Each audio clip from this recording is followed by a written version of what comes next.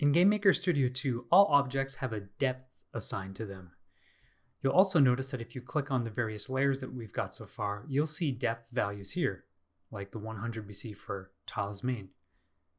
You can read much more about depths in the GameMaker Studio 2 manual, but one thing you need to remember is the lower the depth number, the closer to the camera that object or layer or sprite is.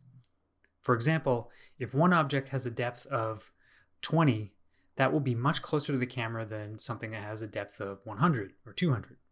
Now the range of depth is about 16,000, which is all the way back, to negative 16,000, which is all the way in front of the camera.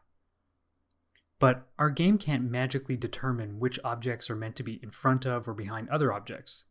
We have to tell it that. So we're going to apply a quick trick that we call depth sorting. Go to your workspace and in your asset browser, open up your player object. We need to go to the step event. And if you need to pan around, you can do that, or you can always open up the code for the step event in its own tab. We just need to add a very simple text code block, and let's do it at the very end.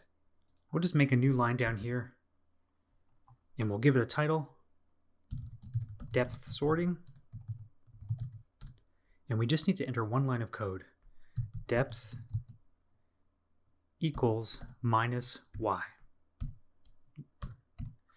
And notice that y and depth are both built-in variables, so they're green, as we mentioned before.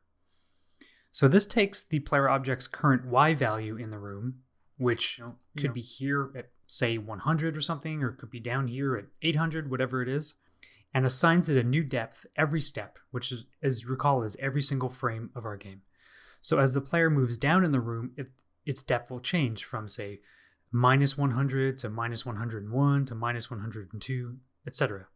As it moves up, it changes in reverse. Now, our game is in a top-down view, as you can see from the tiles, so this is a really easy way to do this.